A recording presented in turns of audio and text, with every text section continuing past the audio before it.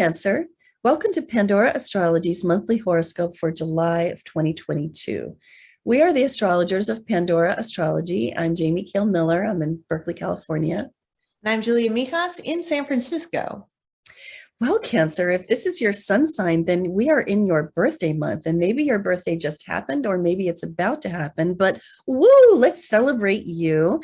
And there's no better way to do that than getting your annual birthday reading, which tells all about your year to come, the major themes of it, and how you can get started on it in the best possible way. You can find a link for that in the YouTube description below. Well, I have news for you about Ceres and Juno, a couple of asteroid goddesses that I think are really important.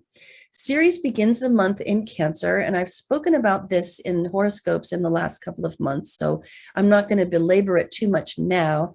The only thing I do want to say about Ceres in your first house is that you really had your money on your mind, and you've been asking yourself about how do you approach a deeper sense of your own worthiness in the world, and how might that impact your finances? Well, as the month goes along, two things are coming up that you really need to know about. One is that Ceres and the sun are going to conjunct. You can see that the sun is approaching Ceres and boom, jumps right over Ceres. So right there, around the 21st, we have the conjunction of sun and Ceres, which shines the spotlight on finances pretty strongly and constitutes the beginning and end of Ceres' annual cycle involving its retrograde period. This is like the opposite of retrogradation. Retrogradation is a time of caution and being a slow mover, whereas Sun conjunct Ceres is a time of confidence around your finances and a really good time for making financial plans and decisions about how you want to be running your money going forward. So this is a really good time for that. I think that it's happening in your own sign is really fortuitous and supportive for you. Now, right after this, the sun moves on into Leo, and I'll speak about that in a little while, but Ceres moves on into Leo, and this is your second house. So Ceres returning to the house that it rules and loves to be in is really wonderful.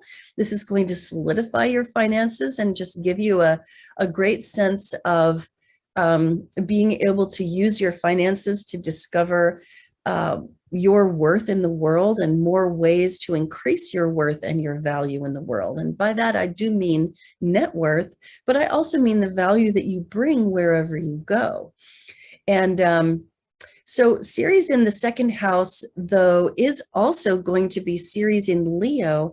And I think it's really important to pay attention to your spending during this time period, because you might feel that you need some luxury items that are super expensive, as if paying more also means more value, which sometimes it does and sometimes it doesn't. So I think that using some of your habitual Cancerian caution when you spend, especially on big ticket items during this month, later in this month, is really warranted.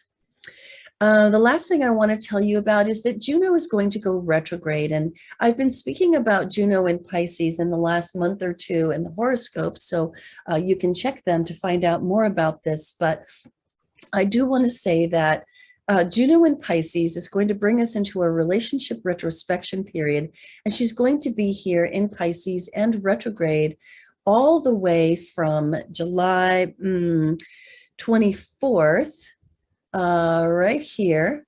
She's going to go retrograde, boom, there it is, to October 23rd. So quite a few months. And this is normal. It's normal for Juno to be retrograde for 3 or 4 months every year.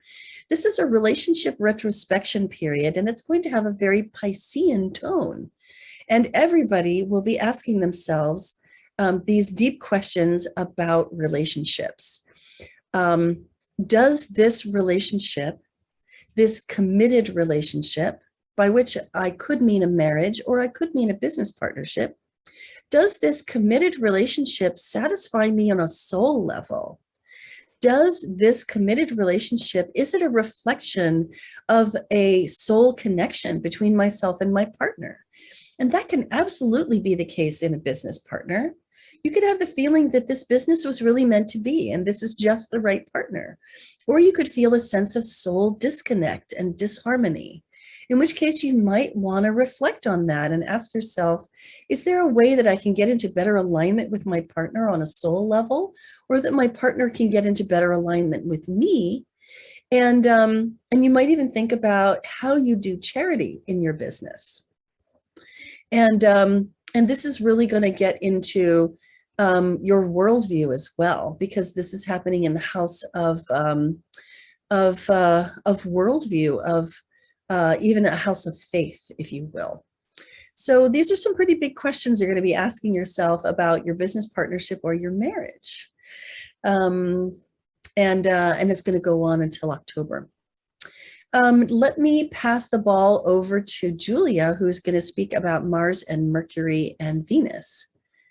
Hey there, Cancer. Yep, lots to talk about this month. We'll start with Mars, the planet of action, the archetype of the warrior. Wherever we have Mars, we can be very, very driven, work very, very hard, but where we can also run into some frustrations too. So for the first few days of the month until July 4th, Mars starts in your 10th house. This is the house of authority figures, and it also represents your career and reputation. So we really covered this transit in a lot of depth in our last month's video, so totally check those out if you want to hear more about it. But Mars in the 10th is a time of sometimes frustrations and conflicts with authority figures in your life, sometimes a lot of competition at the workplace, though probably also this has been a time where you've been very driven at your job, really working hard at it too. Then by July 4th, Mars is going to pop into your 11th house of hopes, wishes, dreams, and friends. So the 11th house, you know, the term hopes, wishes, and dreams really means your long-term goals, those dreams that you have that take a few years to realize that you really need to work towards. And the 11th house is also an extremely social house too, because it represents your friends, any social networks you're a part of, as well as the groups in your life. So if you're a member of a team or a union or a recovery program, that's all the 11th house. So Mars in the 11th can definitely pick up the tempo of social activity in your life, because this is such a social house. And this can be a great month with connecting with people in your life, whether it's friends or the groups you're a part of. However, Mars does have a little bit of feistiness to him. He's a bit of a conflict-prone planet. So Mars in the 11th can also be a time of competition, either with friends or with any groups that you're a part of, or maybe not seeing eye to eye and running into disagreements. However, since Mars is a planet of drive, a really great use of this transit is to find a way for you to get your energy out with your friends, you know, or even groups that you're a part of. So for example, maybe deciding to, you know, all go for a jog together, or maybe all working hard on a project together. But the more you guys involve yourself in like getting into a group effort, I think the more constructive side of the transit, it'll allow the more constructive side to manifest. Mm-hmm. Yeah. Then Mercury, the planet of communication, it also rules our mind, spends also the first few days of the month in your 12th house. And again, we really covered this one in last month's video because it's only here for just a few days. But Mercury, when Mercury's in the 12th, you know, such a social planet in the 12th house is usually not the most social configuration, because Mercury in the 12th tends to like to keep their sort of thoughts and ideas to yourself instead of sharing them with everybody. And Mercury in the 12th can be a kind of fascinating time for exploring the more ethereal and the more sort of fascinating parts of your subconscious. So it could be a wonderful time for meditating, and also a time where you really have a lot of active dreaming too. Then by July 4th, Mercury is going to jump into the first house, and that's going to have a totally different shift to it. Instead of keeping your thoughts to yourself, you're going to want to share them with everybody. The first house represents you. So Mercury in the first means that you're really going to identify a lot with your ideas and your words during this cycle. You could be a lot more articulate too with Mercury in the first house. Then on July 16th, Mercury is going to exactly conjoin the sun in the sky. And these are known as epiphany days, and they tend to sort of bookmark bookend, Mercury retrograde cycles. And as you might remember, we had a whole retrograde cycle last month. And, you know, this is perhaps, you know, the full close of it.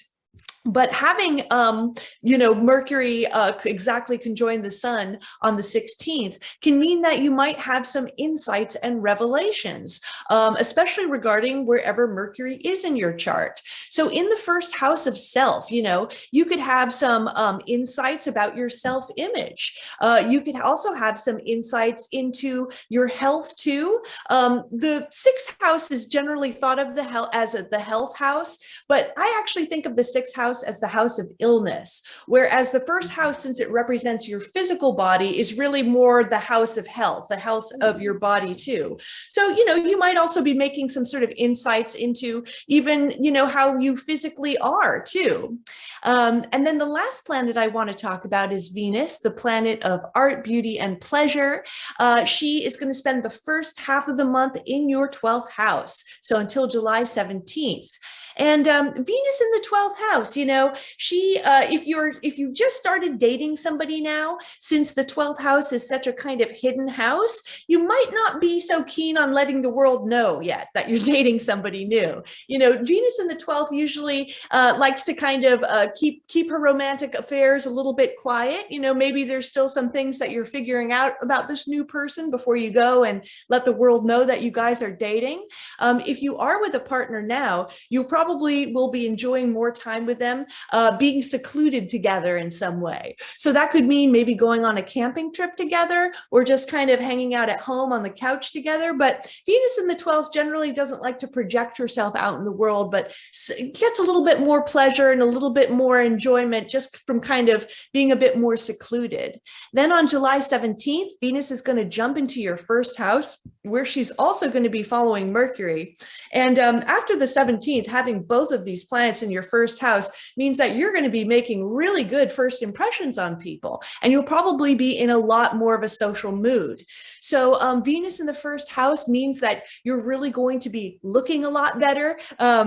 Since the first house represents your physical body, this is a wonderful time to beautify yourself and take a lot of selfies, do headshots, even go on some first dates too. Since Mercury will also be in there, you can impress people not just with your looks, but with your mind for the rest of the month. Fantastic. So there is a full moon in Capricorn happening on July 13th.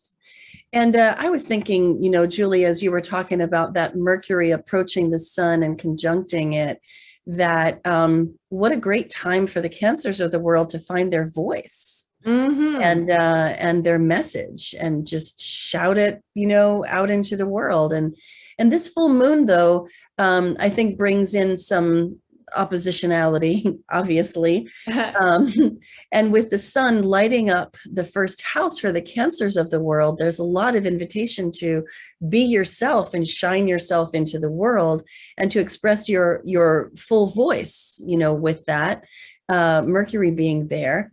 But the moon being over here at the full moon, I think might bring some emotional engagement with partners that could provide some useful mirroring for oneself, and also some pushback too. So I would definitely, avoid getting into arguments, and also avoid taking people's judgments of you too personally during this full moon. Then we have the sun moves on into Leo a little bit later in the month, right here. And Leo being your second house, this brings the spotlight of attention, which is what the sun is, into the realm of finances, also the realm of values and worth and possessions. And so the sun being here, it's a really good time to pay attention to your money. Where is it coming from? Where is it going? What does it do while it's within your purview? How do you budget? How do you spend? How do you save? What are your goals for your money? And so the 30 days while the sun is passing through your second house is a really good time for shining the sunlight of your high quality attention into that arena. And how much more so when the new moon comes and lands right here with the sun in that second house. This second moon of the month, the new moon in Leo, is happening on July 28th, and we're calling it Seeds of Creativity Can Expand Endlessly. Now, that's because of the beautiful way that this sun moon combination trines Jupiter, which is up here in your 10th house. And boy, if you don't know about that transit, you really should. I've spoken to it in a horoscope in the last couple of months. You can always find old horoscopes on our YouTube channel, Pandora Astrology on YouTube. And I think it would have been in the April horoscope.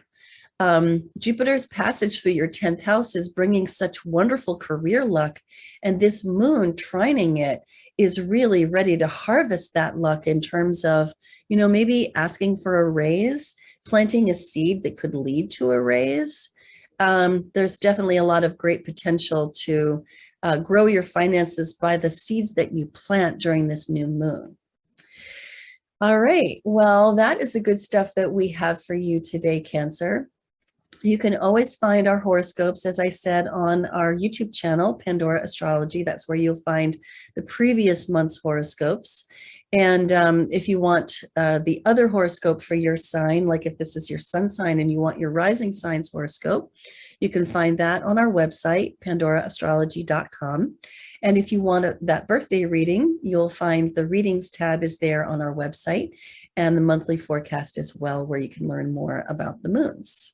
And until next time, we'll see you around the cosmos. Bye-bye. Bye.